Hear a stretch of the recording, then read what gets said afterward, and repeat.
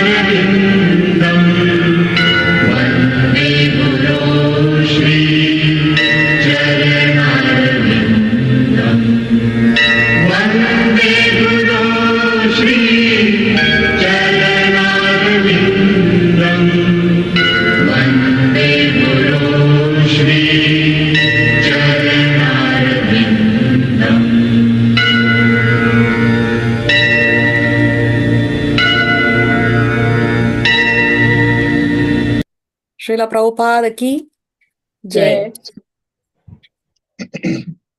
Om Ajnana Timirandasya Jnananjana Shalakaya Chakshurun Militam Yena Tasmai Shri Gurave Namaha.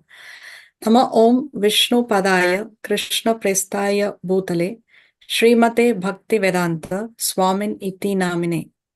Namaste Saraswate Deve Gauravani Pracharine Nirvishesha Shunyavadi Paschatya Deshatarine.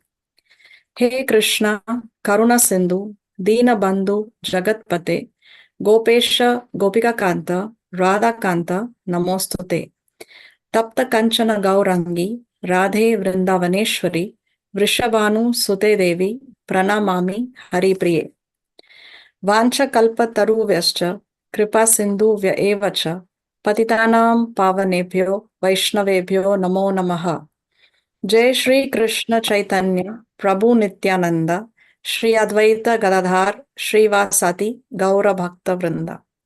Hare Krishna Krishna Krishna Hare Hare Hare Rama Rama Rama Hare Hare. Please repeat after me. Om Namo Bhagavate Vasudevaya. Om Namo Bhagavate Vasudevaya. Om Namo Bhagavate Vasudevaya. Om Namo Bhagavate Vasudevaya. Om Namo Bhagavate Vasudevaya. Om Namo Bhagavate Vasudevaya. We welcome all of you to our weekly Bhagavad Gita classes. Thank you all very much for joining. Here we have with us Auntie Nita, Aja, Devina, Dipti Adnani, Disha Milwani, Divya, Durga Prasad, Deepa, Hema Bhangari, Karuna Jadwani, Lal and Mehak Melwani. Then we have Manju, N.C. Venkatchari. My parents are there. Then we have Ritu Lalwani, Sri Radhe Hari Devidasi, Upasna and Varsha. Okay, do we have any questions from the previous class? Actually, Shivani, are you there? Do we have Shivani with us here or no? Okay. Anyway, in the previous class, there was a question raised by Shivani. If the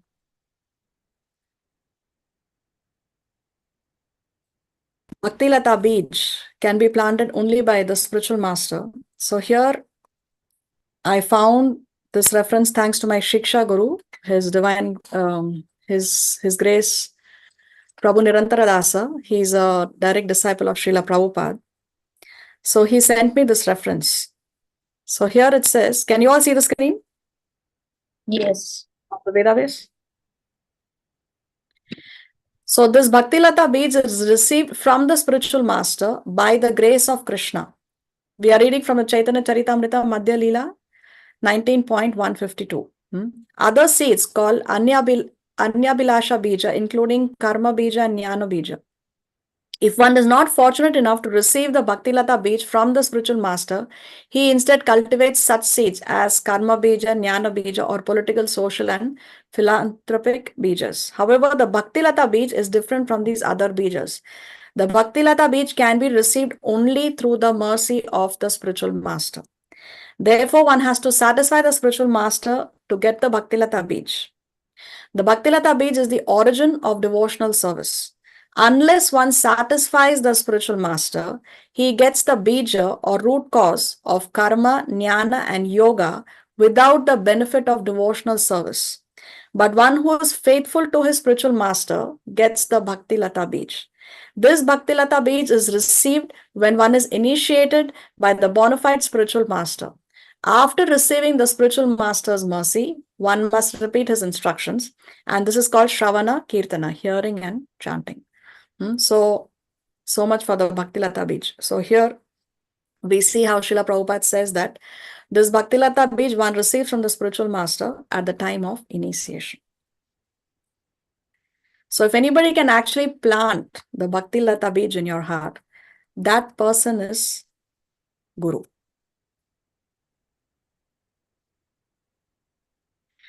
Okay. So what did we see in the previous class?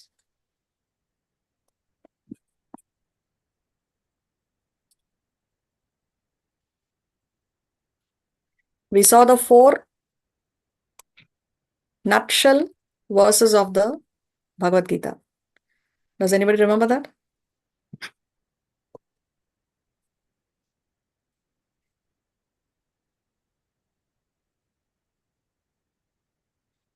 So the 4 nutshell verses are 8, 9, 10, and 11 from chapter number 10.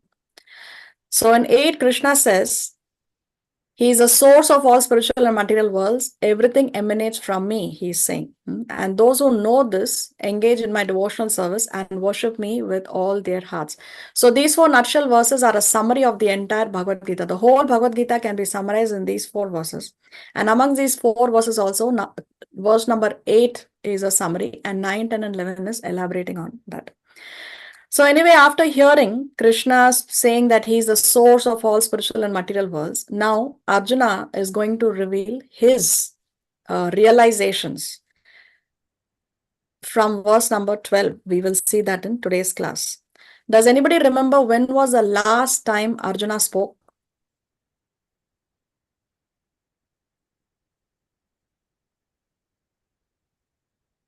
When was the last time Arjuna spoke?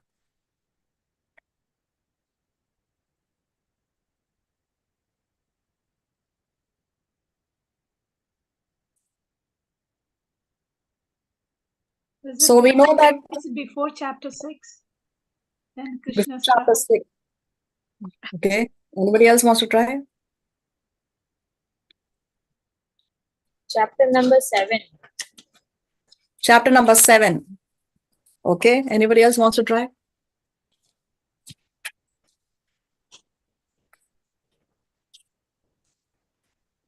So which is the Bhakti section of the Bhagavad Gita? The middle 6 chapters, isn't it? So it starts from 7, 8, 9, 10, 11, 12. So from 7 to 12, the middle 6 chapters of the Bhagavad Gita started with chapter number 7. Did Arjuna speak in chapter 7?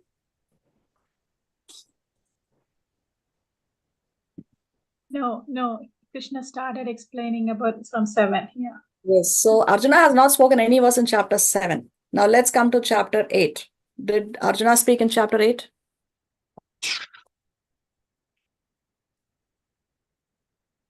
You can go to your Veda base and see.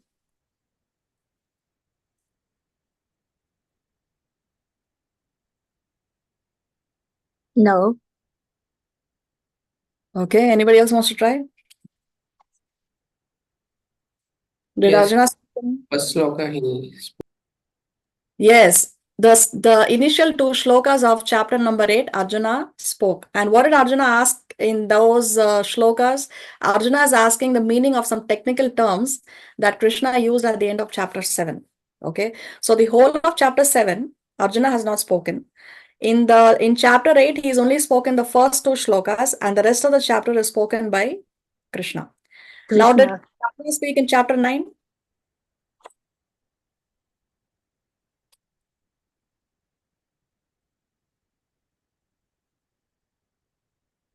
No. No, Arjuna has not spoken any verse in the whole of chapter 9 either. No, so everything, see, this middle section is just Krishna's ecstasy flowing from the heart. Without Arjuna inquiring, Krishna is speaking Bhakti Yoga and the details of Bhakti Yoga without any inquiry from Arjuna. Now, after hearing the opulence of Krishna, now Arjuna, in the middle of chapter 10, is going to reveal his understanding or his realization after he has heard Krishna's message in this Bhakti Yoga section. There are only 4 chapters in the Bhagavad Gita which are exclusively spoken only by Krishna. So far, we have seen 7 and 9. The others we will see as we proceed. Okay, who can read today? Is there anybody who has not read so far in our classes that would like to read? Because it's always good to have new people participating instead of the same participants. Okay, Mother, can I read? Yes, thank you, Durga Prasad. Okay.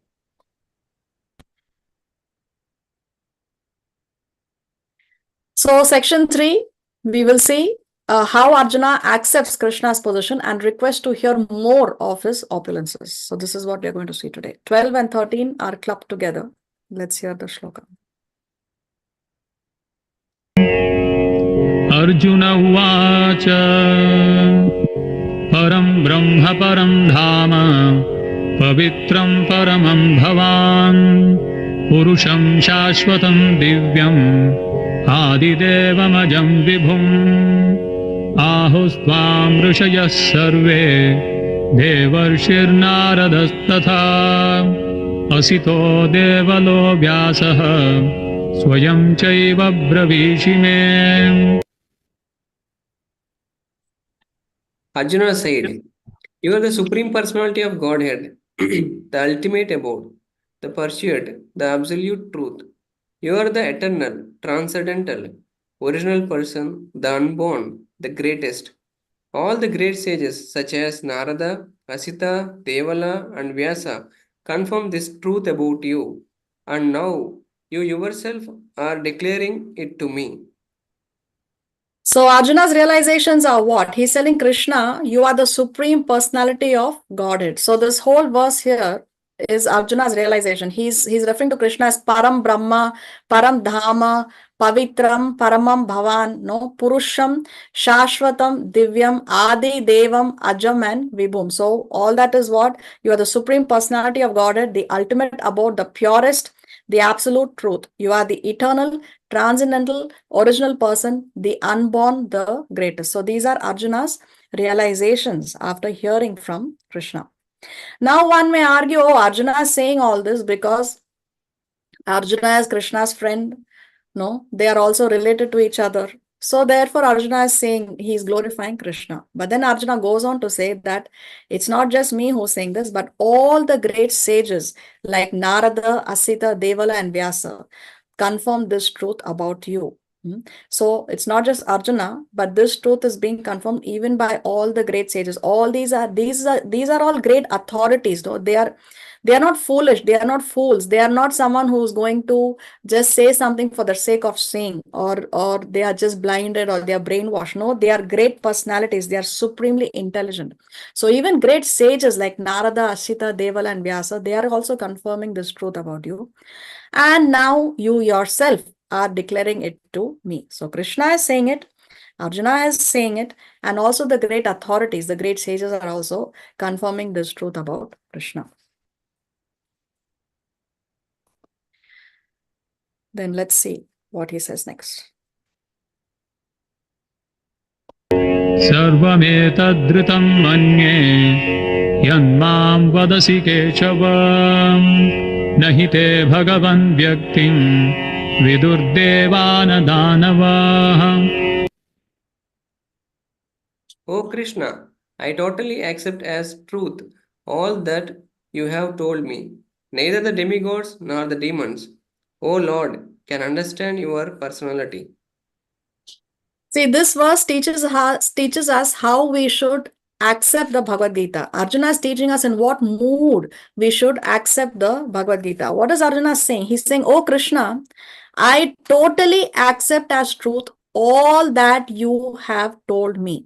So Arjuna is not saying, I like this, but I don't like that. No, I can accept this part, but I cannot accept something else. That when Krishna says surrender, then that is something that I do not like. No, so Arjuna is saying that I accept as truth all that you have told me. So this is the spirit in which we should also try to understand and accept the Bhagavad Gita. Everything that Krishna says is true.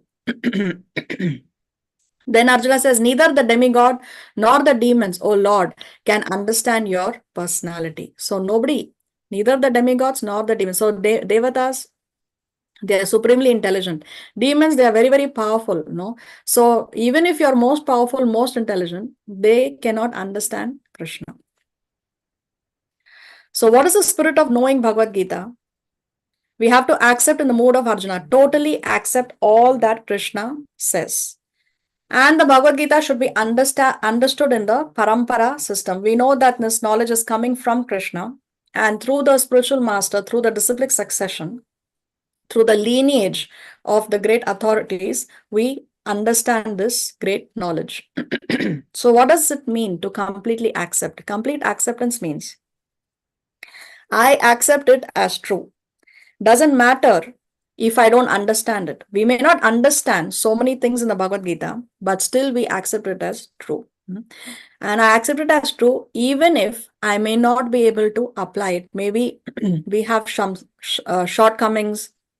We are still materially attached. We are still fighting against Maya. We are not able to surrender fully. We are still attached to some bad habits, old habits. Mentally, we are not so strong. But still, doesn't matter. Even if I'm not able to apply it, I accept it as true. This is what complete acceptance means. So we should emulate the spirit. The acceptance of all that Krishna says should be emulated, and then only we can understand. What can we understand? Two things. The essence of the Bhagavad Gita, and we can understand Krishna as the supreme personality of Godhead.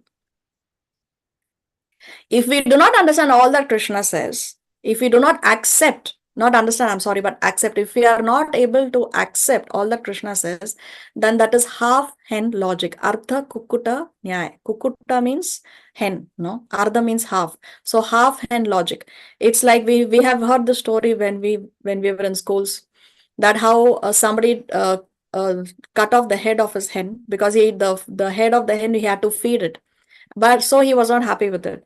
But he is happy with the behind of the hen because it's laying golden eggs. But what happens once he chopped off the hen, of course the hen died. So no more golden eggs were being laid. So he lost out completely, isn't it?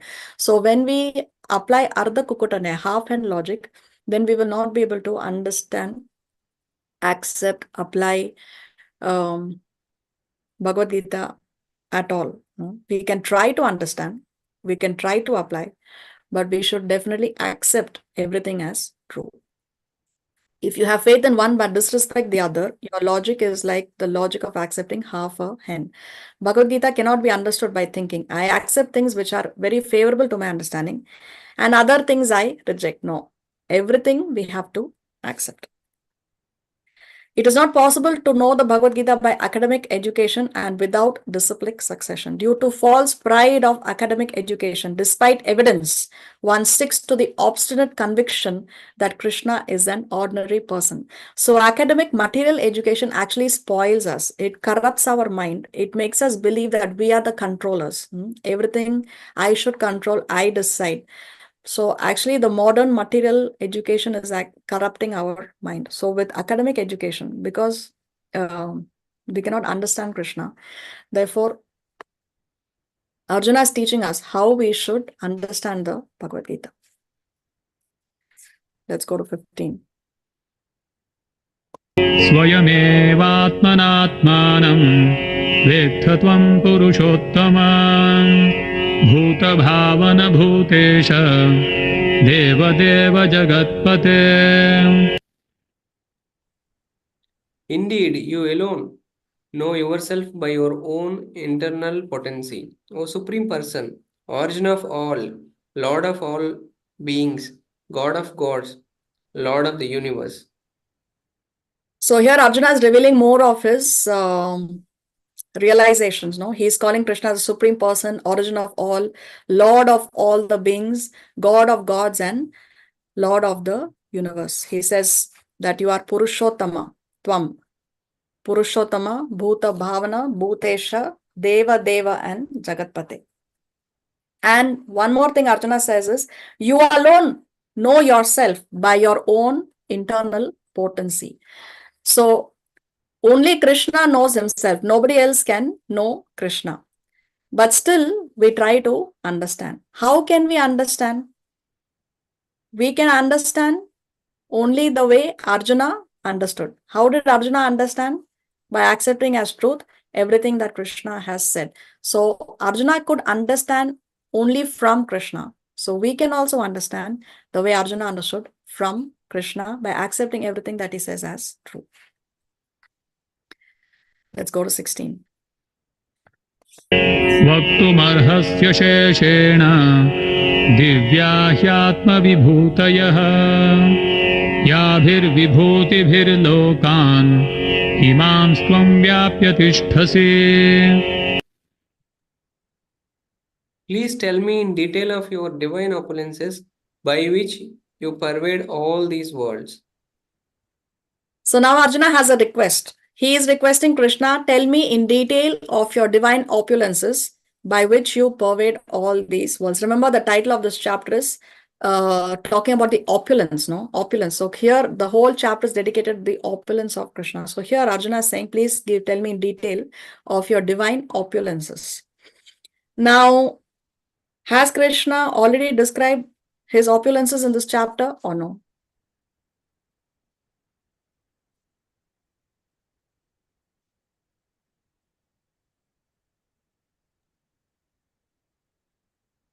Has Krishna described his opulences already?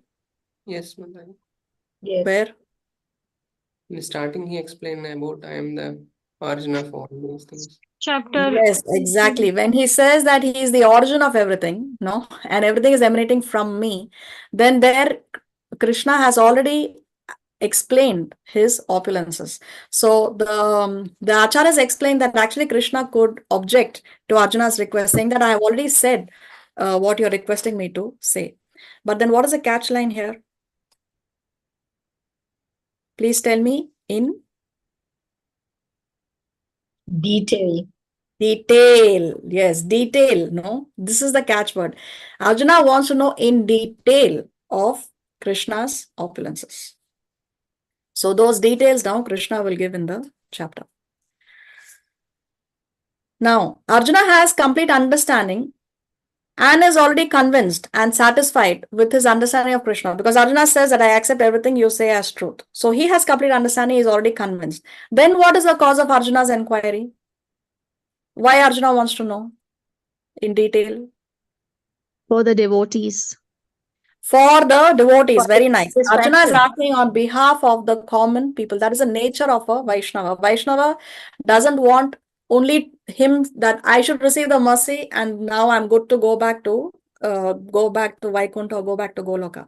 A devotee wants that as many people as possible. He wants to take also help or assist or give the knowledge so that they can also go back home, back to God. So this is the nature of a Vaishnava. Arjuna is asking on behalf of the common people. But isn't it also for the impersonalist in particular? No, not in particular. Vaishnava does not say, especially for this. A Vaishnava, remember, he sees everybody with an equal vision. Samadarshinaha, chapter 9. Okay, it's for everyone. Okay, let's go to the next. कथं विद्यामहं योगिन् त्वां सदा परिचिन्तयन् केषु केषु च भावेषु चिन्त्योऽसि भगवन्मया. O Krishna, O Supreme Mystic, how shall I constantly think of you, and how shall I know you? In what various forms are you to be remembered, O Supreme Personality of Godhead? So here Arjuna is asking, how can I constantly think of you? How shall I know you? Because if you see here,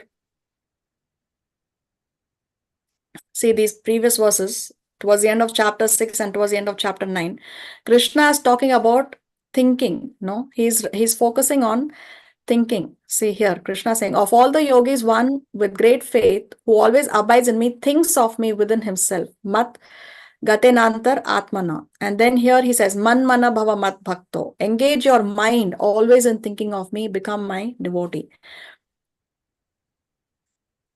And then Krishna says that one who is factually convinced of this opulence and mystic power of mine engages in unalloyed devotional service. Of this, there is no doubt. In 10.7, this chapter only we have seen that when one is convinced of the opulence of Krishna, then he will engage in unalloyed devotional service. Then he is purified and he can engage in pure devotional service.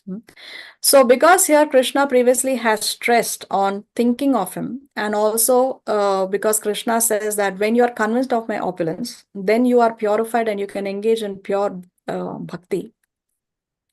Therefore here Arjuna is asking, how can I constantly think of you? Remember, Arjuna is right in the middle of a battlefield. No, he has to face the very ones that he loves so much, and he has to face all these weapons and brahmastras and so many other things that are going to be coming towards him. So in that situation also, how can Arjuna constantly think of Krishna? The same thing applies to us. We may be in the middle of our own battlefields. We may be fighting our own battles. Maybe somebody has relationship issues. Somebody may have financial issues, health issues, so many other things, no? But in the midst of all those battles, still we have to constantly think of Krishna. So how is that possible? Arjuna is asking.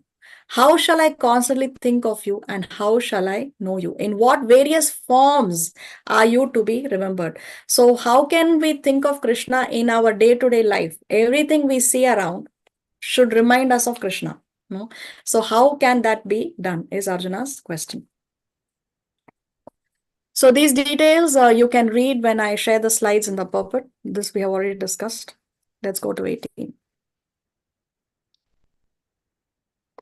विस्तरेणात्मनो योगं विभूतिं च जनार्दन भूयः कथय तृप्तिर्हि शृण्वतो नास्ति मे मृतम्. O Janardana, again please describe in detail the mystic power of your opulences. I am never satiated in hearing about you. For the more I hear, the more I want to taste the nectar of your words. So Arjuna's request, again he's saying, please describe in detail. No, he says, Vistarena, in Vistar, in detail. Please describe in detail the mystic power of your opulences. Now Arjuna is giving one more reason why he wants Krishna to explain his opulences in detail. He says, I am never satiated, I am never satisfied in hearing about you. For the more I hear, the more I want to taste the nectar of your words. So Krishna's words are nectarian. It's amritam. Arjuna is saying amritam. So this is the reason here stated as to why Arjuna wants to hear the opulences of Krishna. A devotee does not want to hear. Okay, let's go to the next slide. Here we can answer this question. See, in 10.14, Arjuna acknowledges that even the gods cannot know Krishna's personality. Then in 10.15, Arjuna says that Krishna alone knows himself. Then Arjuna is requesting that Krishna speak about his glories in detail. So on one side, Arjuna is saying that it's not possible to understand Krishna. And on the other side, he is saying that you please explain your glories. So how can we understand this? How to understand this paradox of acknowledging inability to know and expressing the desire to know. So as Arjuna himself said that I am never satiated, I am never satisfied. I want more of that Amrit. I want more of that nectar. So see, the purpose of knowledge on the devotional path is not intellectual conquest, but devotional attraction. A devotee wants to know, Arjuna wants to know because he's attracted to Krishna, not because he wants to understand. He doesn't want to conquer all the understanding. No, it's not intellectual conquest.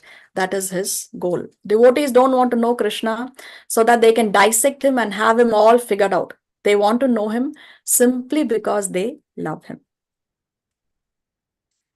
See here in 10.9, Krishna said, the thoughts of my pure devotees dwell in me. So for a pure devotee, the thoughts of a pure devotee are dwelling in Krishna. So therefore, they derive great satisfaction and bliss from always enlightening one another and conversing about me, Krishna said. So see, a devotee derives great satisfaction and bliss from talking about Krishna. So therefore, for that bliss, no, for that pleasure, for that Amrit, for that nectar, Arjuna wants Krishna to reveal his opulences in detail. So hearing about Krishna is like relishing nectar. That's why remembering Krishna, one can relish great nectar. One is never satiated, one is never satisfied by hearing about Krishna. This is the reason why even if you read the Bhagavad Gita quadrillion times, you feel like reading it again. And the more you read, the more is revealed to you. It's like, it's so mystical that you may read every word on every page of the Bhagavad Gita, but still when you go back and read it again, you may feel that I never read this before. This line was actually not here before. No, it's so mystical because it's evergreen. This knowledge is nectarian and it is evergreen.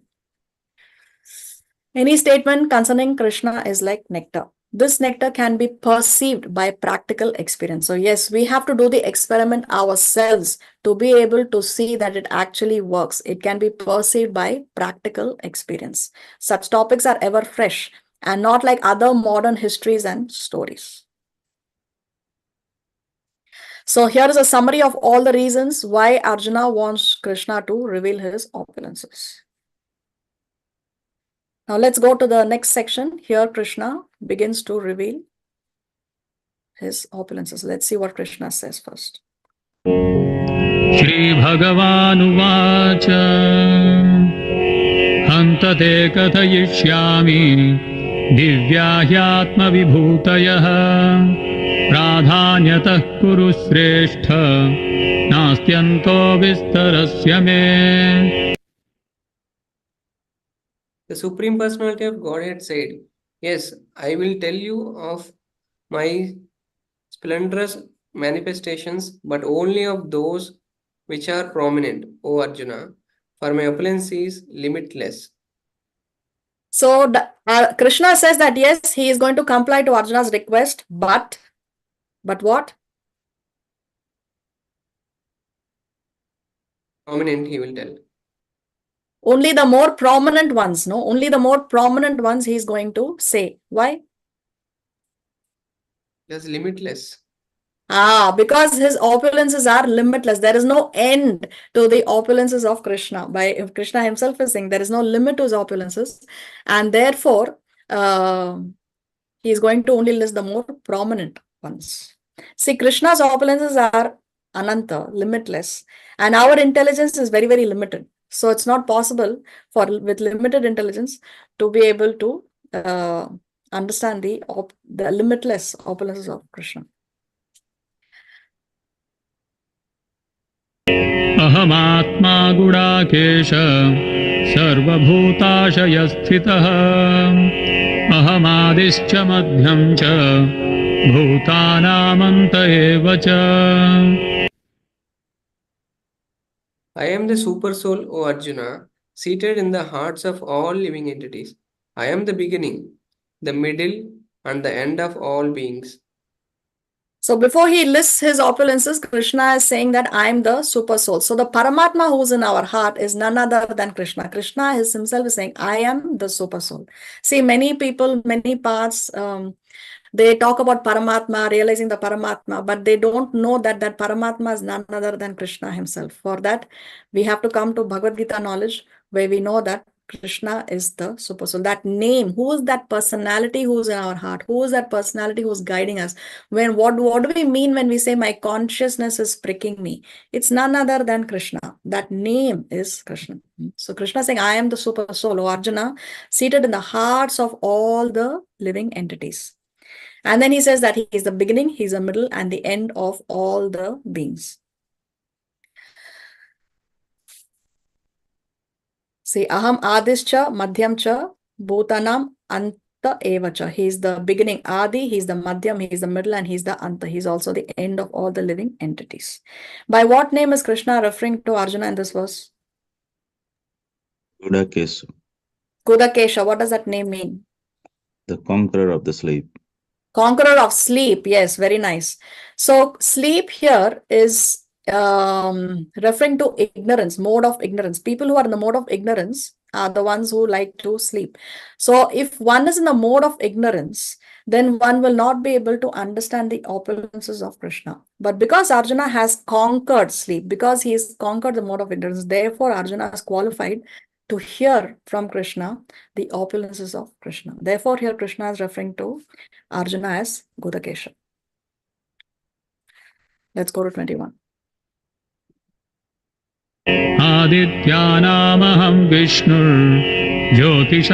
रविरंशुमान् मरीचिर्मरुतामस्मि नक्षत्राणामहं Shashi.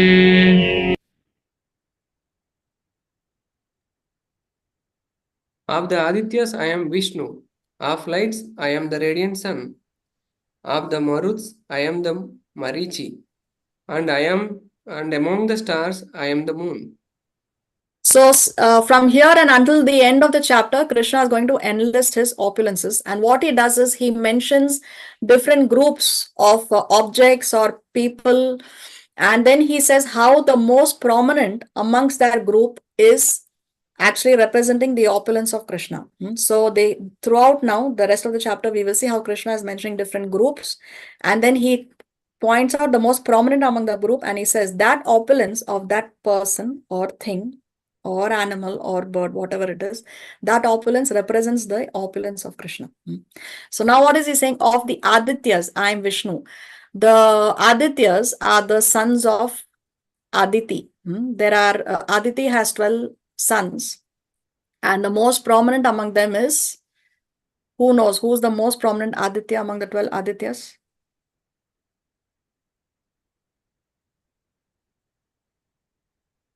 The dwarf Brahman, his name is? Vamana.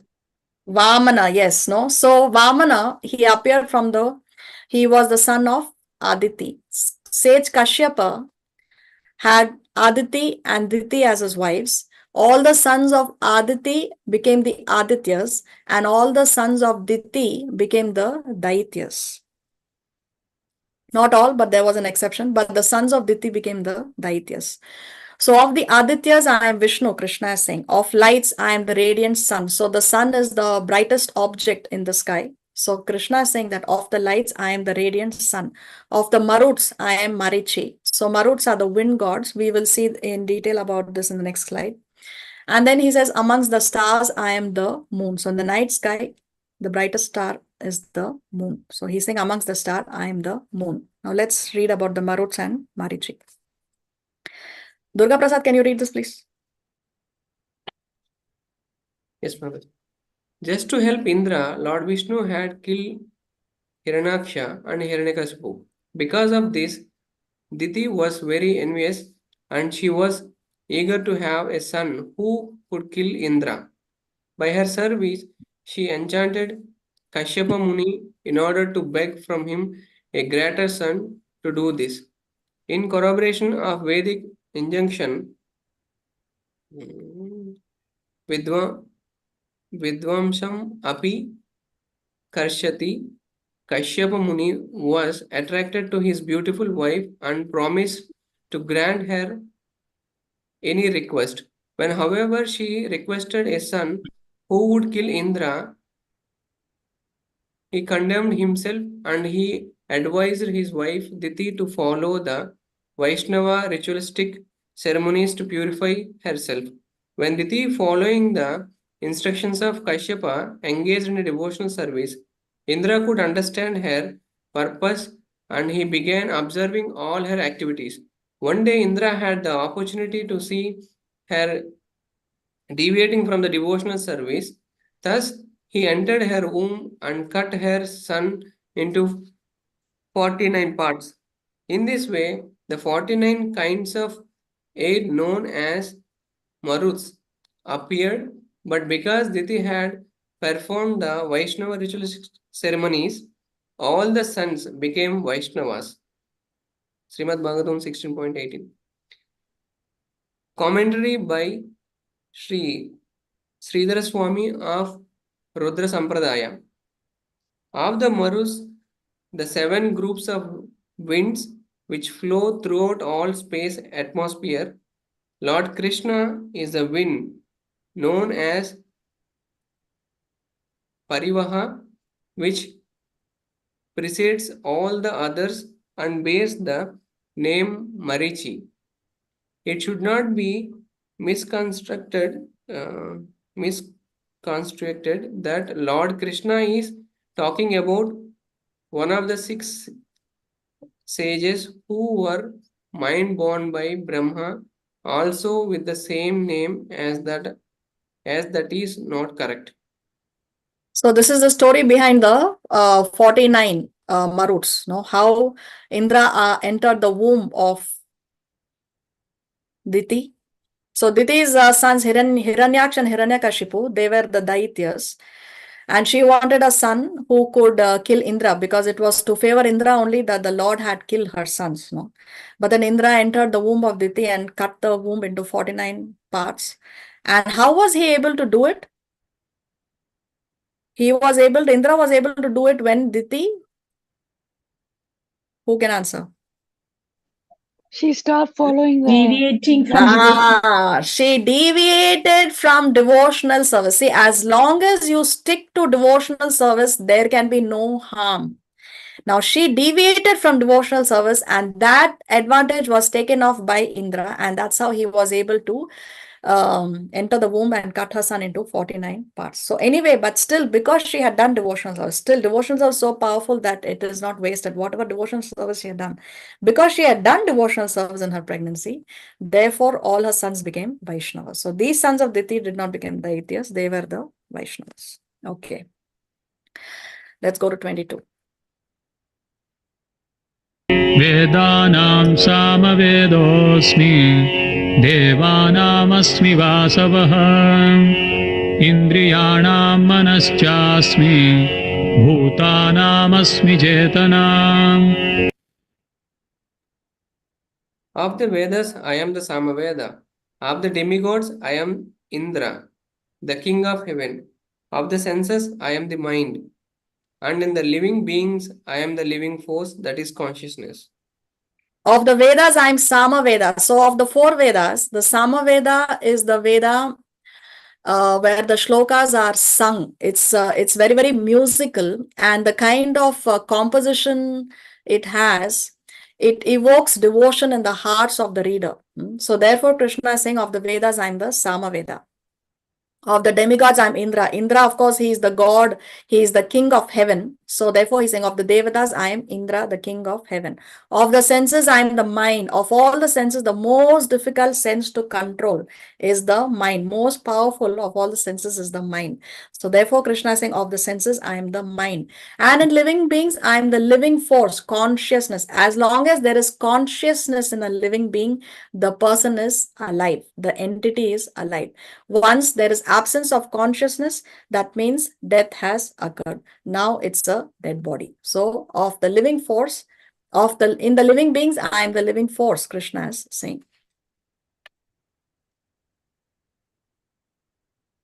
रुद्राणां शङ्करश्चास्मि वित्तेशो यक्षरक्षसां वसूनां पावकश्चास्मि मेरुः शिखरिणामहम्.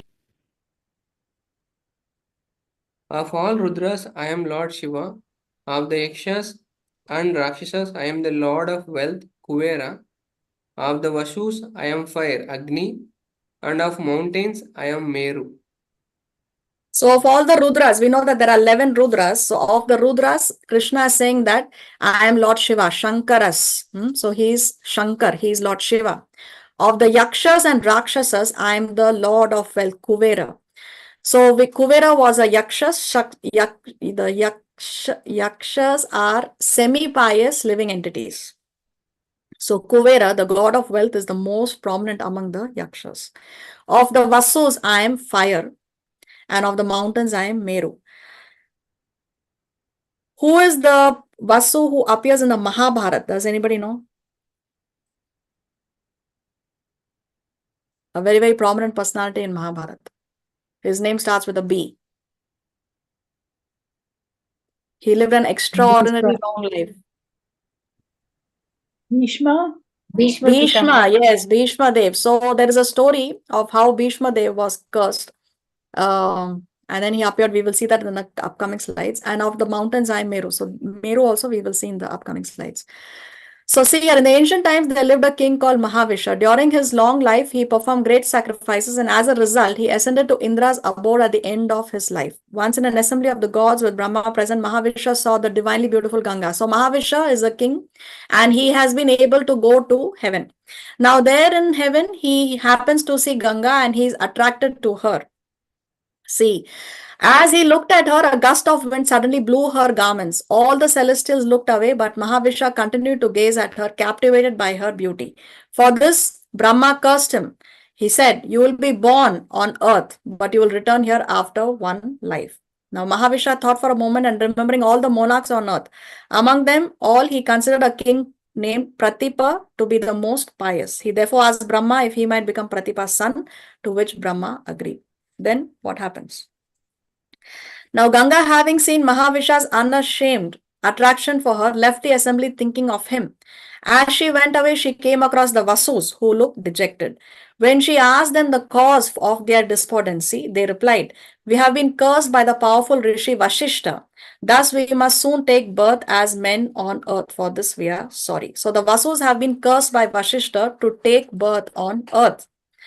Ganga heard how the 8 Vasus had tried to take from Vashishta his heavenly cow Nandini. Their leader Dyav had been implored by his wife to seize the cow, which was able to give anything one desired. So this cow Nandini was a wish-fulfilling, desire-fulfilling cow, and they tried to steal the cow from Vashishta, and therefore Vashishta cursed them to be born on earth. Then later they begged for forgiveness. You can read in detail later. They begged for forgiveness, and that time Vashishta said that, okay, all of you will, after taking birth on earth, very quickly you will be able to come back. But only the chief leader, the main culprit of this theft, Dyav, he will have to live an extraordinary long life, and that Dyav was none other than Bhishma Dev. Therefore, Bhishma Dev lived this extraordinary long life when he was on this planet. So what is it that the Vasus want from Ganga? The Vasus asked Ganga to go to earth as a woman and become their mother, as they did not wish to enter the womb of any human woman. When Ganga asked who they would choose as their father, they replied, "There is a king named Pratipa who will soon have a son named Shantanu. That prince is destined to become our father." Ganga was delighted because this person is the same person who was attracted towards her. And that's when Lord Brahma cursed. No? So Shantanu would be an incarnation of Mahavisha. She smiled, "I will surely become your mother. You go where you will. We will soon meet again." So this is why Ganga drowned her sons in the water, and as immediately upon birth, they were released from the curse and they went back, except for the last one, Bhishma Dev, who had to live an extraordinary long life because he was the chief, he was a leader of those Vasus who had stolen that cow, Nandini, from Vashishta, or rather they tried to steal.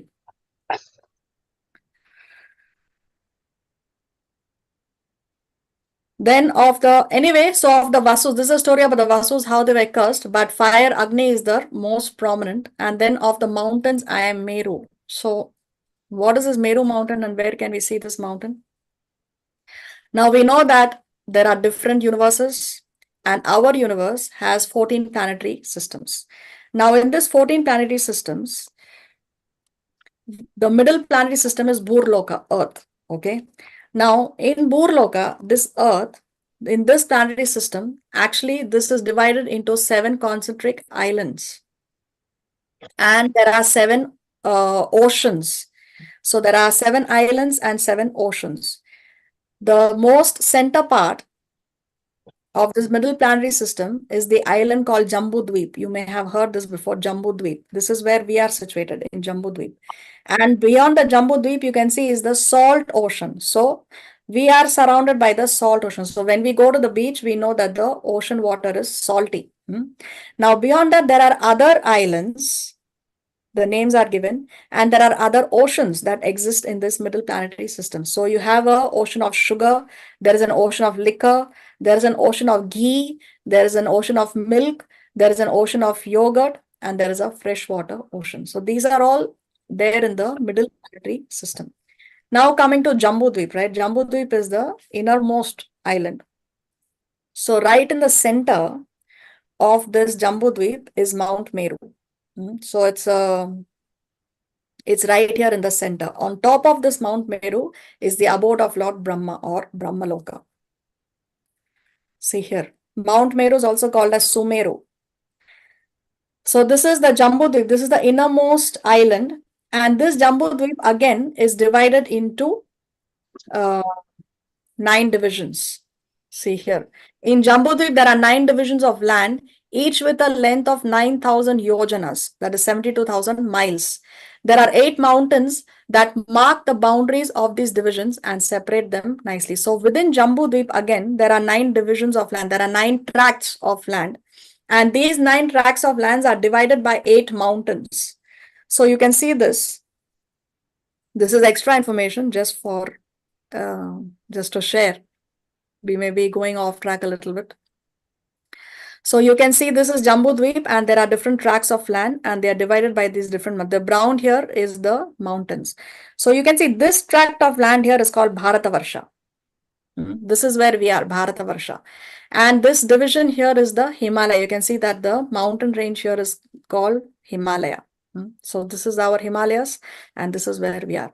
But anyway, this is the Mount Meru, Sumeru mountain. So Krishna is saying that of the mountains, he is Meru, or Sumeru it's called.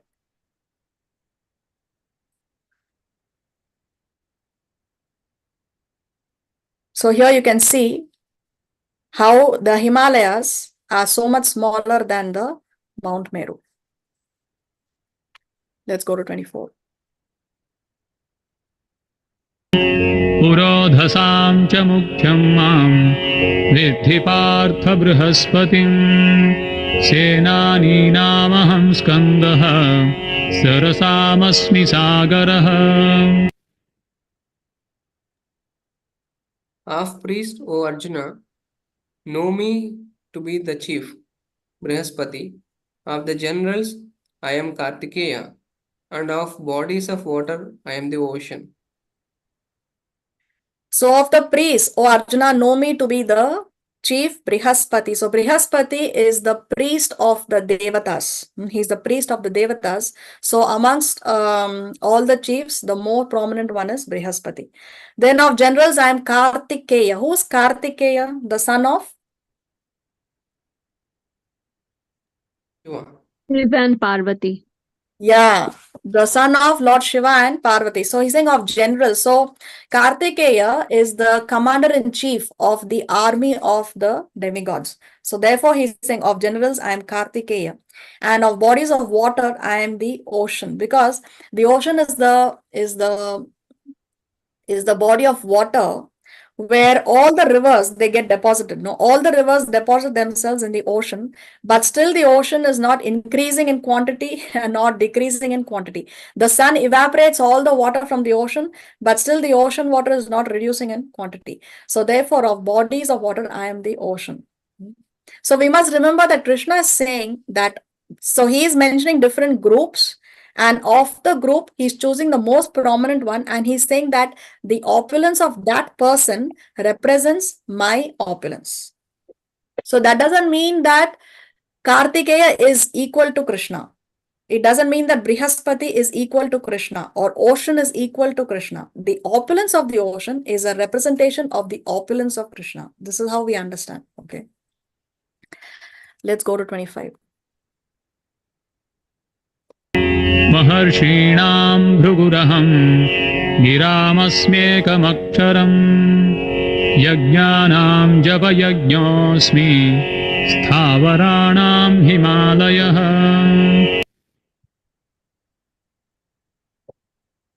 Of the great sages, I am Bhrigu. Of vibrations, I am the transcendental Om. Of sacrifices, I am the chanting of the holy names, Japa. And of immovable things, I am the Himalayas. So Bhrigu is a son of Lord Brahma. So he is the greatest amongst all the sages. Of the great sages, I am Bhrigu, Krishna is saying. Of all the vibrations, all the sound vibration, Krishna says that I am the transcendental Om. So that Om sound also represents Krishna.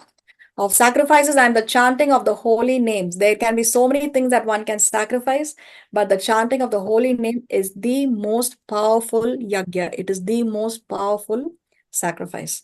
And of immovable things, I am the Himalayas. So previously, Krishna mentioned Mount Meru. Now he's saying Himalayas, but he's saying of the immovable things, I am the Himalayas. The Mount Merus may sometimes move, but Himalayas is immovable. So he's saying of the immovable things, I am the Himalayas. 26. अश्वत्थः सर्ववृक्षाणां देवर्षीणां च नारदः गन्धर्वाणां चित्ररथः सिद्धानां कपिलो मुनिः Of all trees, I am the banyan tree, and of all the sages, I am the demigods. Among the demigods, I am Narada. Of the Gandharvas, I am Chitraratha, and among perfected beings, I am the sage Kapila. So for all the trees, I am the banyan tree. The banyan tree is huge, very, very big. It sends down aerial roots. So it provides shade to a very large part of land. So therefore, Krishna is saying, of all the trees, I am the banyan tree. Of the sages among the demigods, I am Narada. So he's a sage among the demigods. Narada. Why Narada? What does the name Narada mean? Narada means what? Who can say?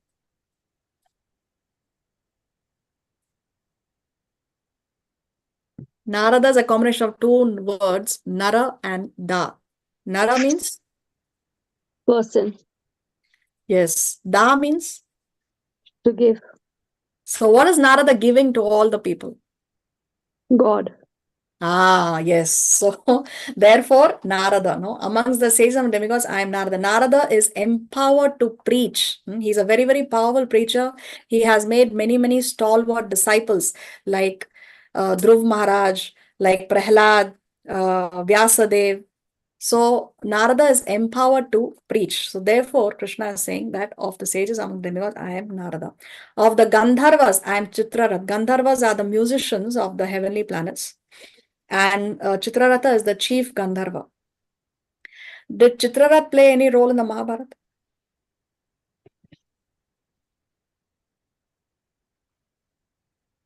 He taught music to Arjun. Ah, yes, he taught music to Arjuna, isn't it? So of the Gandharvas, I am Chitrarath, Krishna is saying. Amongst perfected beings, I am the sage Kapila. So Kapila Muni is actually the Supreme Personality of Godhead. He appeared as the son of Devahuti and Kardama Muni. So of the perfected beings, I am sage Kapila. Krishna is saying. 27. उच्चैश्रवसमश्वानां विद्धि माममृतोद्भवम् ऐरावतं गजेन्द्राणां नराणां च नराधिपम् Of horses know me to be Uchaishva, produced during the churning of ocean for nectar. Of lordly elephants, Sí, para que no entre pelo. I am Airavata, and among men, I am the monarch. So of the horses, he is Uchchaishrava, and amongst the elephant, he is Airavat. They both this horse and this elephant came from the churning of the ocean. So there was a churning of the ocean that took place. The devatas and the demigods were churning the ocean, and many elements came from the churning of that ocean.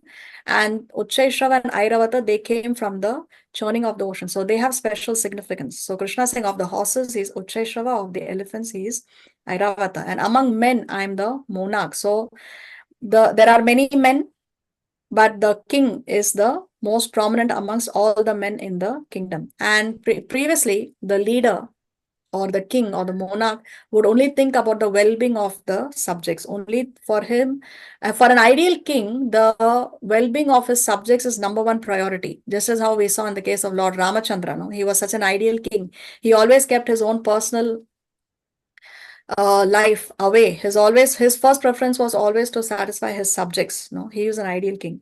So amongst the men, I am the monarch, because the king or the monarch represents God, represents Krishna. आयुधानामहं वज्रं धेनूनामस्मि कामधो प्रजनश्चास्मि कन्दर्पः सर्पाणामस्मि वासुकिः. Of weapons, I am the thunderbolt. Among cows, I am the Surabhi. Of causes for procreation, I am the Kandarpa, the god of love, and of serpents, I am Vasuki.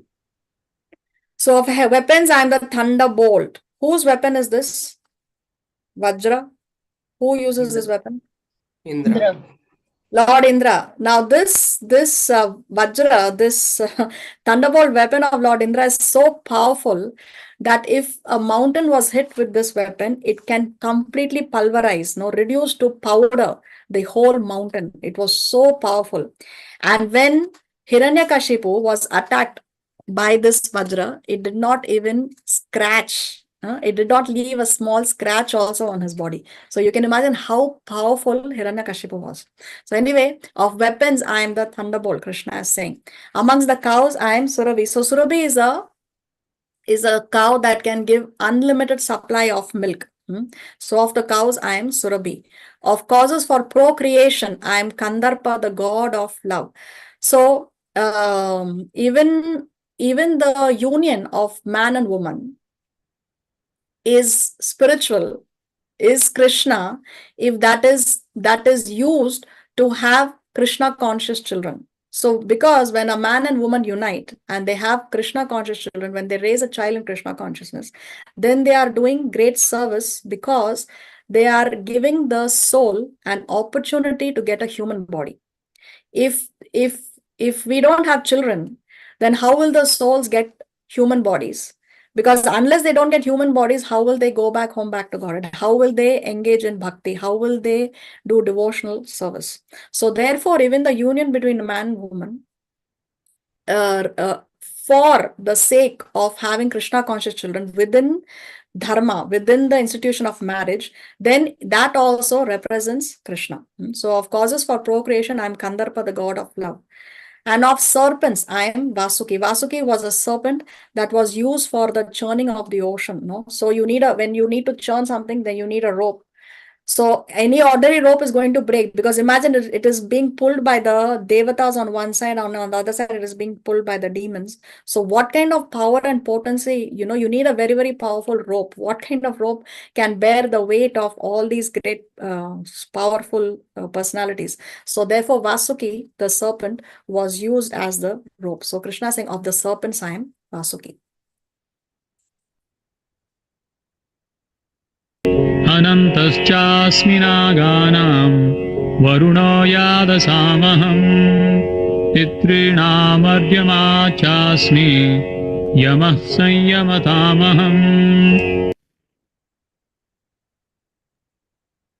Of the many hooded Nagas, I am Ananta, and among the aquatics, I am the demigod Varuna.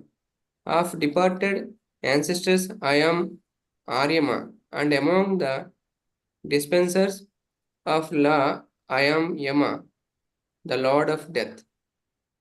Of the many-hooded Nagas, I am Ananta. Now, previously he said Vasuki, now he's saying he's Ananta. So, previously he said serpent, and now he's saying Naga. What's the difference between a serpent and a Naga? Say Sarpa. He says Sarpanam. So, previously he says amongst the Sarpa, I am Vasuki, and now he's saying amongst the Nagas, I am Ananta. So, what's the difference between a Sarpa and a Naga? Is it male and female? Not male and female. Something else. It's a serpent only, but Naga is the best serpent. No. What's the difference between serpent and Naga? Naga has more heads.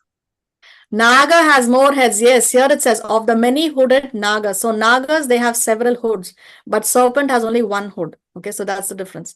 So of the many hooded Nagas, I am Ananta, and amongst the aquatics, I am the demigod Varuna. So in the water, there are many living entities, but Varun Dev, or Sindhis know him as Jhulelal, no? So he says that he is the demigod Varuna amongst the aquatics because he's the lord of the oceans. Of the departed ancestors, I am Aryama. So the departed ancestors, if they have average punya, they go to Pitra Loka. Pitra Loka means it's the abode of the departed ancestors. Not everybody, not all our ancestors are in Pitra Loka. If one has done average punya, he goes to Pitra Loka. If one does extraordinary punya, he goes to heavenly planets. If he does bad karmas, no, then he goes to hellish planets. And if one does devotional service, then he goes to the spiritual world. But the lord of the Pitra Loka, the one in charge there, is this personality called Aryama. So of the departed ancestors, he says that I am Aryama. Among the dispensers of law, I am Yama. So there are many dispensers of law. We have the law and order system in every country. There is a president of the country. We have the High Court, Supreme Court judges, etc. But Yamaraj, the Lord of Death, is the ultimate dispenser of law. So because maybe here you can find personalities whom you can bribe, no? Maybe they can play favorites. Maybe they can make mistakes also. But nobody can cheat Yamaraj. Nobody can bribe Yamaraj. He will not make mistakes. So amongst the dispensers of law, I am Yama, the Lord of Death. Anyway, there is one story when somebody found fault with a judgment of Yamaraj also. But that's rare, exceptional case. Let's go to 10.30. प्रह्लादश्चास्मि दैत्यानां कालः कलयतामहम् मृगाणां च मृगेन्द्रोऽहं वैनतेयश्च पक्षिणाम्. Among the Daityas, demons, I am the devoted Prahlada. Among subdueds, I am time. Among beasts, I am the lion. And among birds, I am Garuda. So among the Daitya demons, I am the devoted Prahlad. Prahlad was born in a demon family. Of course, we know that he was born to Hiranyakashipu. But Prahlad is the most prominent because even though he was only 5 years old, very, very small, very gentle body, right? But he was able to defeat the most powerful Hiranyakashipu. Remember that Vajra was not able to even scratch Hiranyakashipu. So Hiranyakashipu was materially so powerful. Even the Devatas were afraid of him. But a 5-year-old Prahlad was able to defeat Hiranyakashipu on the strength of his devotion, on the strength of his bhakti. So among the Daitya demons, I am the devoted Prahlad, Krishna says. Among subduers, I am time. See, one may not want to take a subordinate position. One may want to be the boss. One may want to be the one in charge. But time is something that will subdue everyone. One may be very proud of his power, but with time, that person may become weak. One may be very proud of his intelligence, but with time, one may have forgetfulness. One may be very, very beautiful, but with time, there are going to be wrinkles on the skin. The beauty is going to fade away. So Krishna is saying that among the subduers, because I am time. Time is what makes a living person into a dead body. Then amongst beasts, I am the lion. So the lion is the king of the jungle. Amongst the beasts, Krishna says, I am the lion. And amongst the birds, I am Garuda. Garuda is the carrier of Lord Vishnu. He is carrying the Lord, no? So amongst the birds, I am Garuda. 31. पवनः पवतामस्मि रामः शस्त्रभृतामहम् झषाणां मकरश्चास्मि स्रोतसामस्मि Janvi Of purifiers, I am the wind. Of the violence of weapons, I am the Rama. Of fishes, I am the shark. And of flowing rivers, I am the Ganges. Of the purifiers, I am the wind. So there are many purifiers, but the wind is the most prominent. The wind can blow and purify, completely clean a place. No, so of the purifiers, I am the wind. Of the wielders of weapon, I am Rama. So we know three Ramas. Who are the three Ramas we know?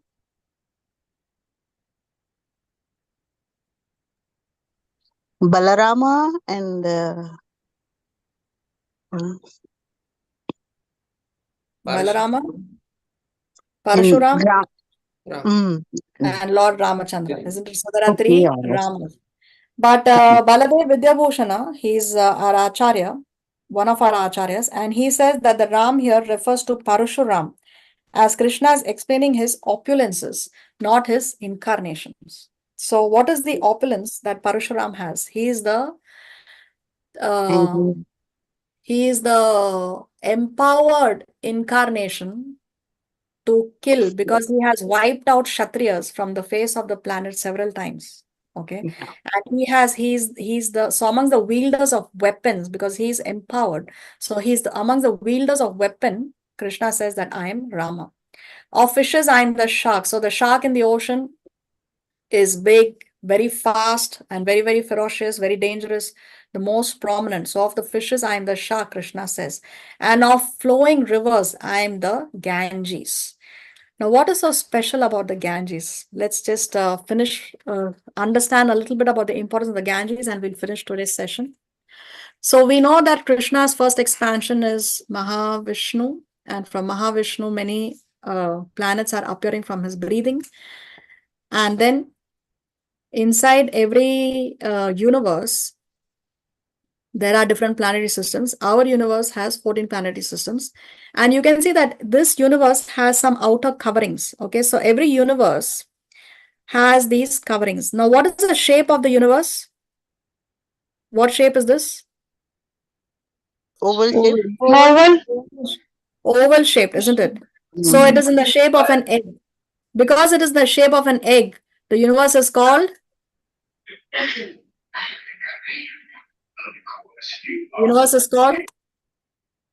Brahmand. Brahmand, because it is in the shape of an anda. Okay, it's the shape of an egg. Okay, anyway, so there are some coverings here. You can see earth, water, fire, air, ether. Like that, there are 8 coverings. We have details here. Every universe is covered by 7 layers: earth, water, fire, air, sky, the total energy, and false ego, and each 10 times greater than the previous one. So you can see the universe here. The diameter of our universe is 4 billion miles. All this information is there in the Srimad Bhagavatam. And then the first covering is the earth. That is 8 million miles. The next covering is 10 times more than the previous covering. So this next covering of water is 8 million times into, 80 million miles is the earth covering. And then here you have 80 million times into 10 is the covering of the water. Then there is fire, which is 80 million miles into 10 into 10. So like that, so on and so forth. Every layer is 10 times greater than the previous layer. Now what happened is, now anyway, what is beyond this Brahman, beyond this universe? So let's say our universe is, let's say for example, our universe is here. Beyond this, what ocean is there where Mahavishnu is lying down? Is the Karana ocean, because the Lord is lying in the Karana ocean. He is also called as the Karano Dakashai Vishnu. Mahavishnu is also called as the Karano Dakashai Vishnu. So beyond this universe, beyond the coverings of this universe, is this Karana ocean. Okay. Now, what happened is when Vamana Dev took his 3 steps, no, now he took one step to cover everything. When he On the lifted his leg to cover, the tip of his toe pierced these external coverings of this universe. So, what has come down when he pierced is the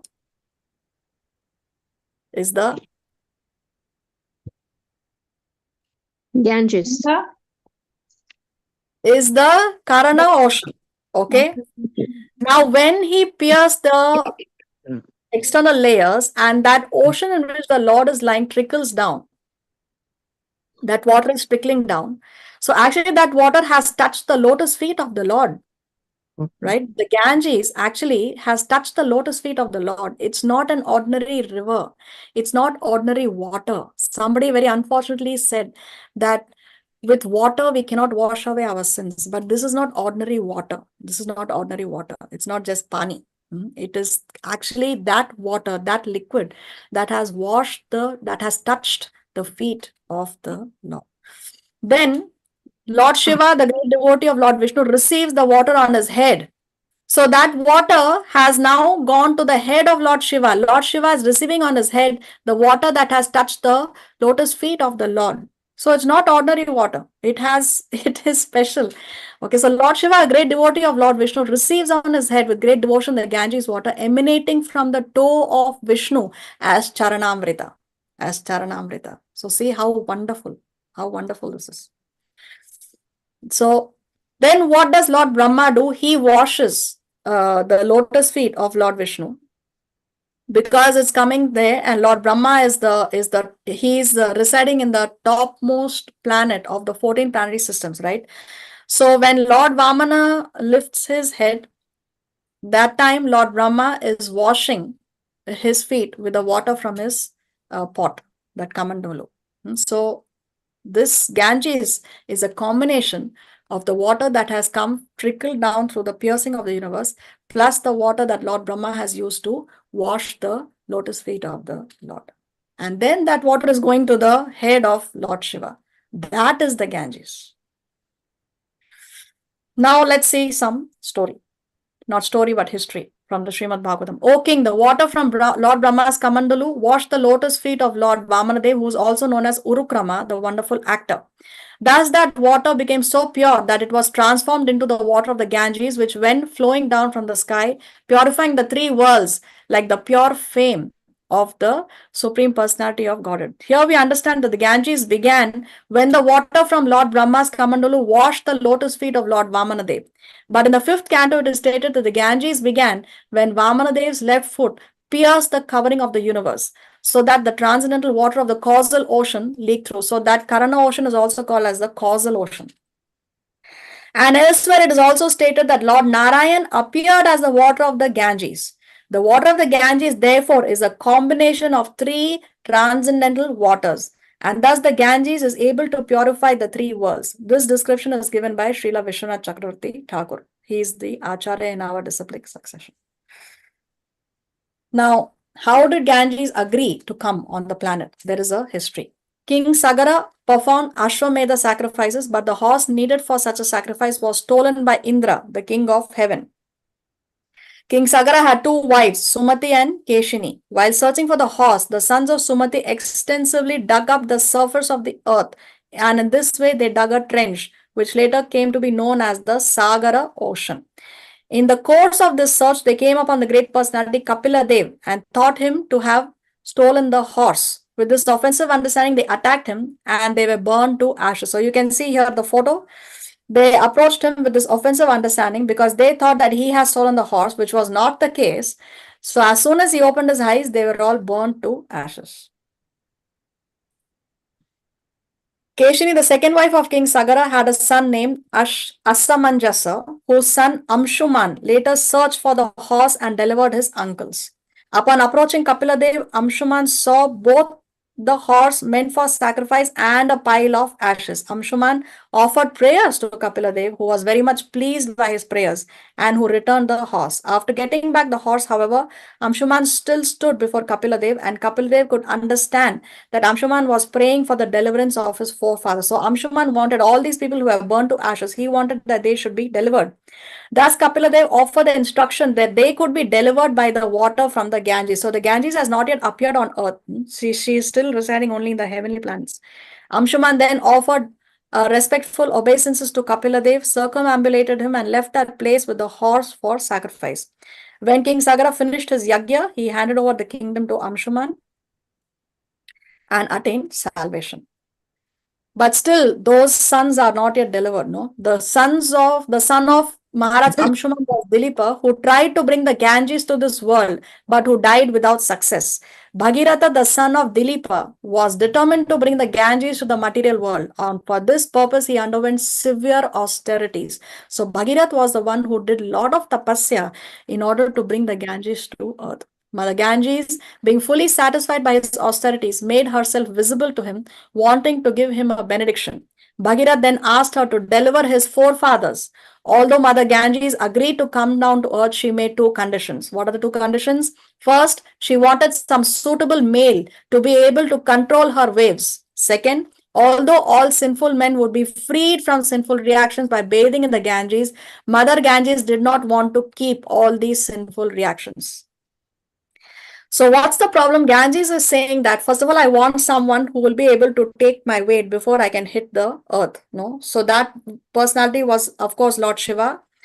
And then she's saying that she does not want to, because all the sinful people, when they bathe in the Ganges, they are going to be washed away from the sins. But where do their sins go? Sins don't just get negated like that. So they are going to deposit the sins in the Ganges. So Ganges is saying that I do not want to keep all these sinful reactions. So these two conditions were subject matters for consideration. Bhagirath replied to Mother Ganges, the personality of Godhead Lord Shiva will be completely able to control the waves of your water. And when pure devotees bathe in your water, the sinful reactions left by sinful men will be counteracted.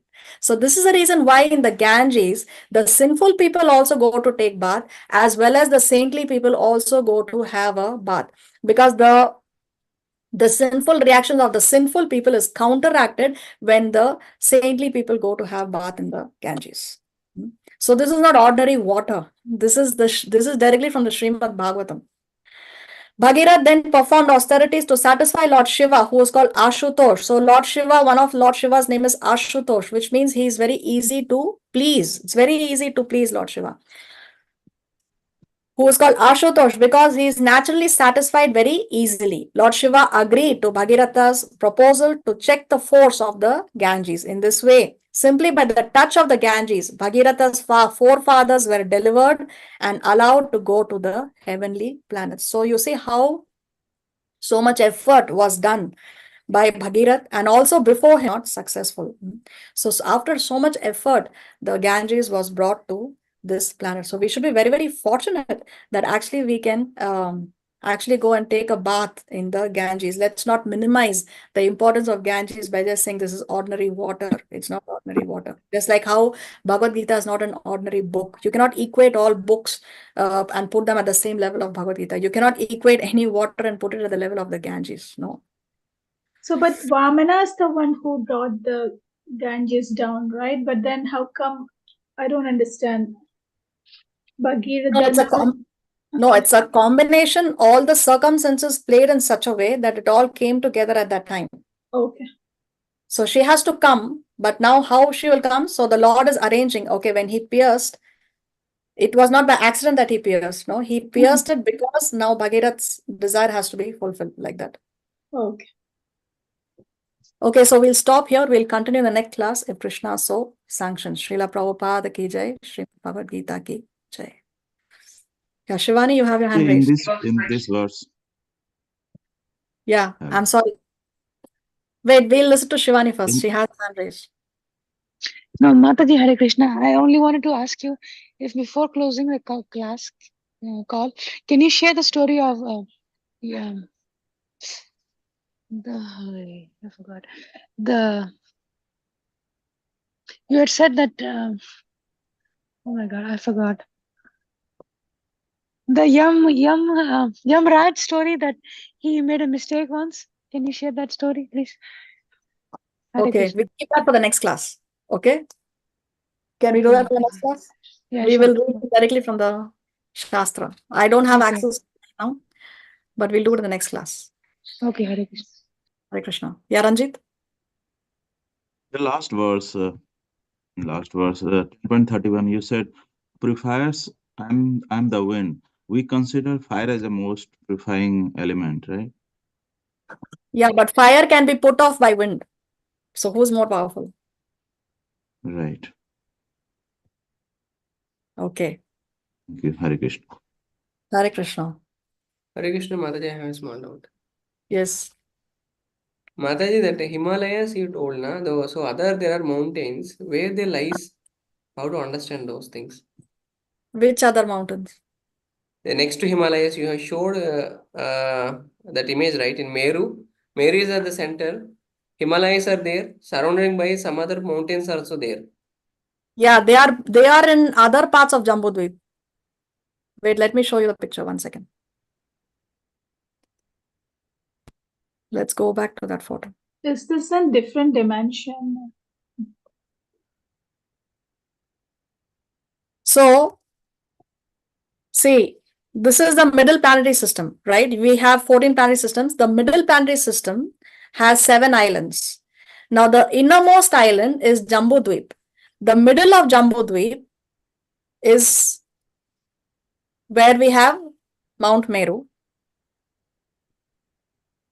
So, this is only Jambudvip. And in Jambudvip, there are different tracts of land. There are 9 tracts of land. So, our tract of land is this Bharatvarsha. Beyond this is the Himalayas. Now, others are beyond. We cannot see them. Oh, okay. Unless we take another lifetime and we are going to some other part of the material world. But right now, there is no access to that. Bharatvarsha means Bharatvarsha is not only India, country India. The whole planet is called Bharatvarsha. Vedic system, the entire planet was Bharatvarsha. For example, great kings and all, they were the emperor of the whole planet at that time. The whole planet was Bharatvarsha. It's not only the country of India. If that's what is going on in mind. Does it answer your question, Durga Prasad? Okay, Mataji. But that Hemakutta, that and all, in the same planet or not? No, it's in Jambudvip. Yeah, it's Jambudvip only, but different. How to understand actually that? No, our planet is Bharatvarsha. Our Earth is Bharatvarsha. So we have the Himalayas here on Earth. But beyond Earth, the Earth is a part of Jambudvip. Okay, Mataji. So you are saying we cannot see that Hemakunta and all now. We have to maybe when we become more pure in future, when we have more visibility, then right? We go No, through. not pure. No, it has got not, it doesn't, no, it's still very much the material world. So it's not so glorious to be able to go to the other parts of Jambudvip. It's not like that. But just that if we are taking another material birth, somewhere it may be in some other part of, Okay. it can be anywhere in the material world. Oh, But yeah. the thing that's glorious is to go beyond the material world. That is glorious. It's upwards. What's that? Upward, I'm telling. Yeah, Above- upward also, above- even heavenly above planets is upward. No, you have to go beyond even upward. I mean, you have to Yeah, go to the above last Brahma. floor. Yes. Yeah. Yes. That is glorious. Okay, Mataji, one more question. That Ganges you told, na, she's not in this planet, like where she is? She is Karana. coming from heavenly planets. She is originally residing in the heavenly planets. From heavenly planets, she comes. Okay, but And you are also, so touched. Yeah. and also, it's a combination of the water that is trickling down from the causal ocean. So the water of the causal ocean plus this Ganges from the heavenly planets and the water that Lord Brahma used to wash the feet, everything together is coming down as the river Ganges. No, actually here, she's coming from Karana ocean, right? The water coming from Karna ocean. Also, Brahma washing Vishnu's feet means he is the topmost planet. It's not heavenly planet, right? It is a topmost amongst the 14 planet system, yes. It's not heaven, not from heavenly planet then. Higher than that only Brahmana. Yes, but she's a resident of, see, the personality Ganga is a resident of heavenly planets. And the water that is trickling down is a combination, the Ganges that is coming here is a combination of her, the water Ganges and the personality Ganges. The personality Ganges is a resident of heavenly planets. So who is on top of Meru? It's Brahma. So Brahma resides there. The topmost planet of Meru is the residence of Brahma. See, yes. So anyway, the it comes water. from Meru. It comes from Meru too, right? Because Brahma is washing. It is coming. See, it's coming from beyond the universe. Beyond this universe only is that Karana ocean, because the foot has pierced this outer covering. Okay. So as Vamanadev raised his foot, now the covering has been pierced, and here Brahma is washing the feet. And here the Ganges has decided to come down from the heavenly planets also. So all three combined together are coming to Earth planet. Okay. So the other mountains are somewhere higher ups. Okay. Okay. The other mountains are here. See this, you can see this Burloka. Okay. This Burloka Earth planet here. This middle planetary system is divided into those 7 islands. This Burloka here. This Burloka here. Where did it go?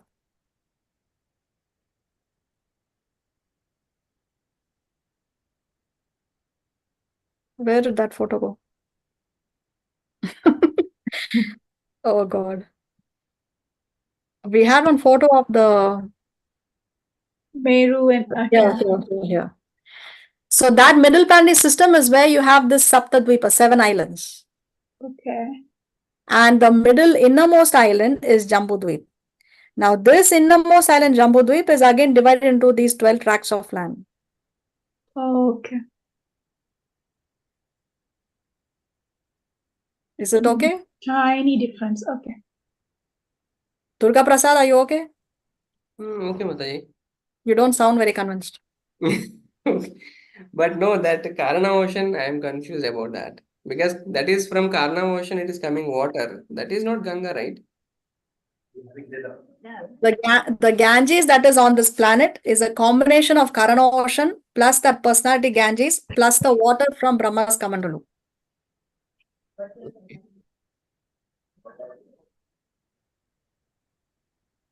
Is it okay? Okay, Mataji. Okay. What else we need to discuss?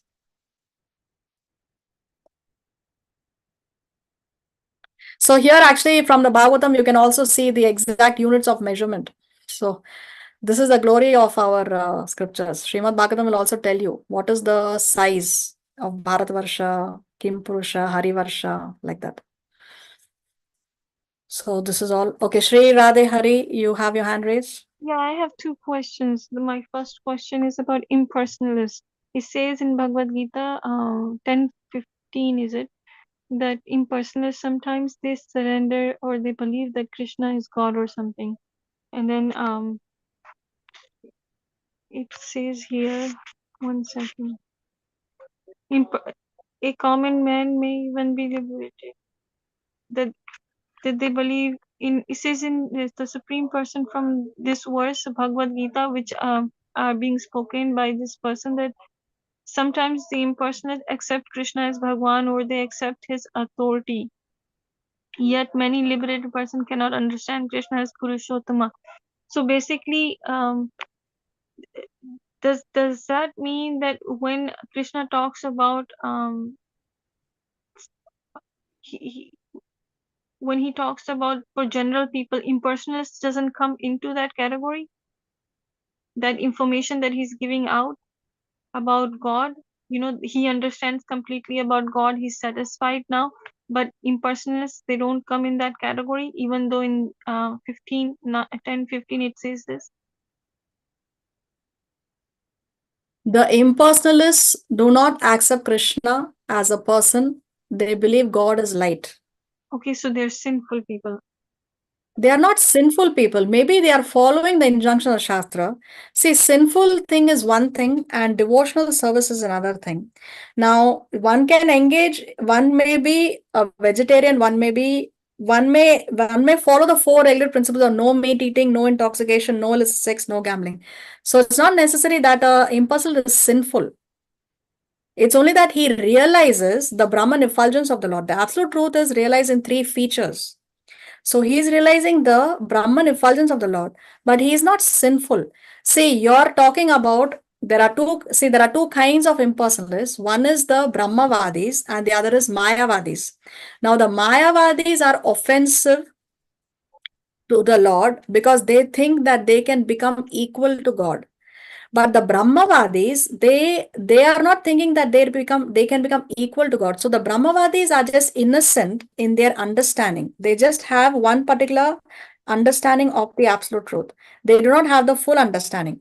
But they are not offensive. The Brahmavadis are innocent, they are not offensive. They are not sinful.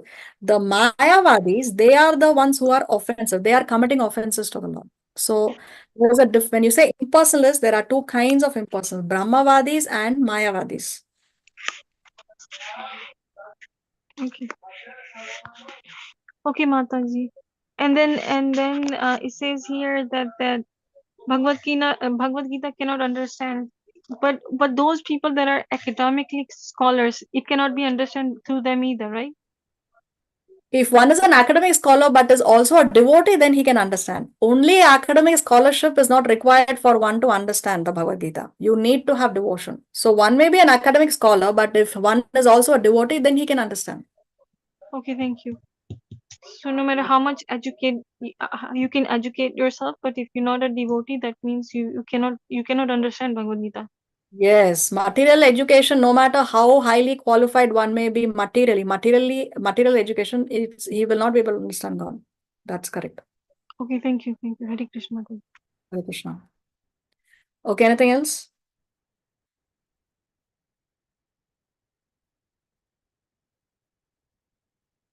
Shivani, your hand is still raised. Is it because you have another question or just you didn't put it down? Sorry, I didn't put it down. Okay. Anything else we need to discuss? Yeah, Mataji, small question again. Yes. That earth layer is there, na? Like earth, he not only here, one more layer is there. In that picture, it is there. Which picture? Let's go to the picture. 1 second.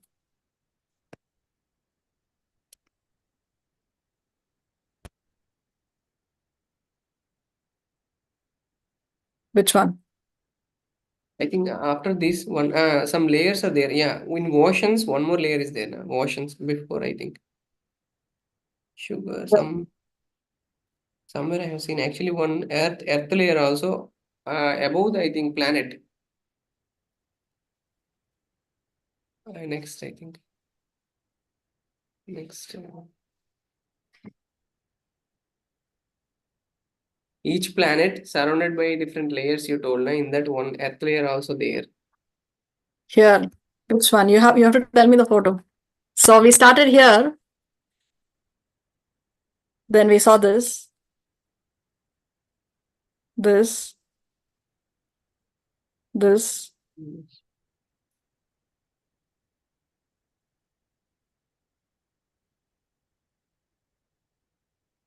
That's all. Next, any other? Here. This. Here, I think. Earth covering. This is a covering of the earth. This is not the planet Earth. This is like It's made earth, fire, the gross elements. Okay. This is with earth is there then. Something like No. See, this is one universe. one universe. Above universe, earth is there, na? That's what. That is a layer of the earth as an element, not the Okay. planet. Yeah, not planet, but layer means like earth. Earth means what? What it is exactly? Earth. How to explain what is earth? Let's see the dictionary meaning.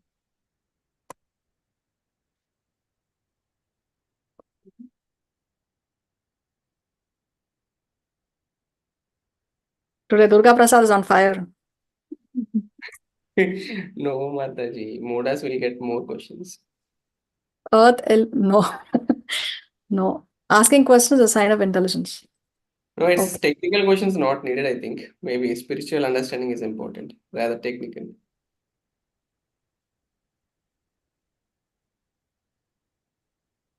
So I'm not able to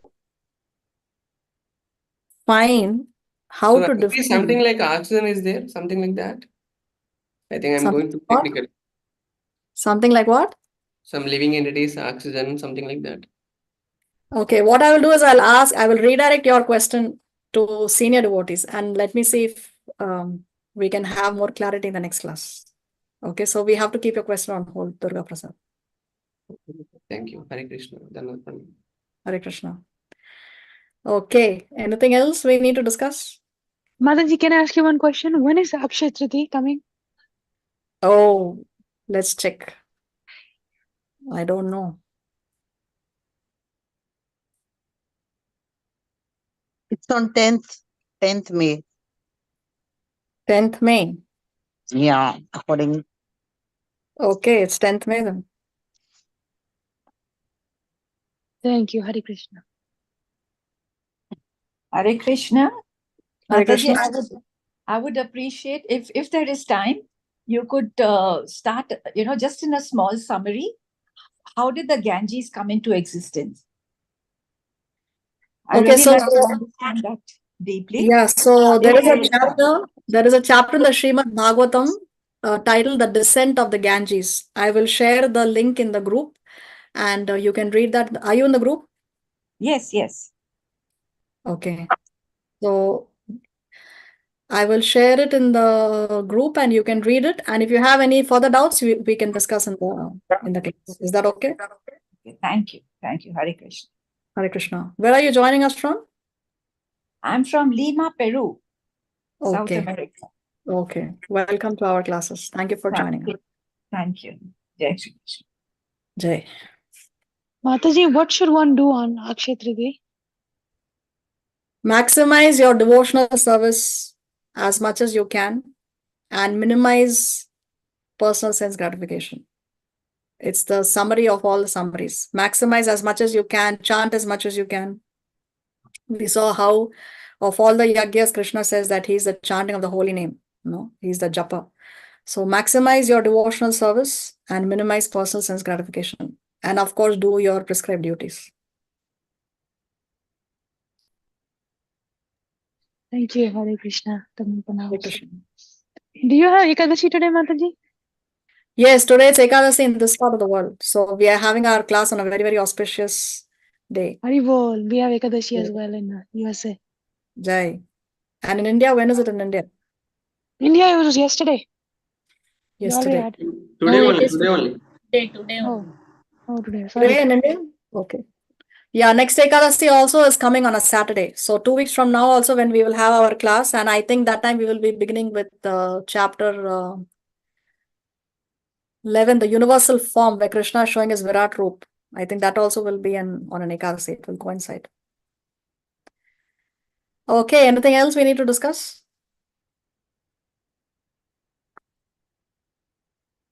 All right, then see you all next week if Krishna so sanctions. Till then, have a nice week in Krishna consciousness. Vancha kalpa taruvyacha kripa sindhu vevacha patitanam pavanebhyo vaishnavebhyo namo namaha. Srila Prabhupada ki jai, Srimad Bhagawad Gita ki jai. Hare Krishna. Hare Krishna. Hare Krishna, Hare Dhanavad Jai Krishna. Prabhu. Hare Krishna, Sanam. Thank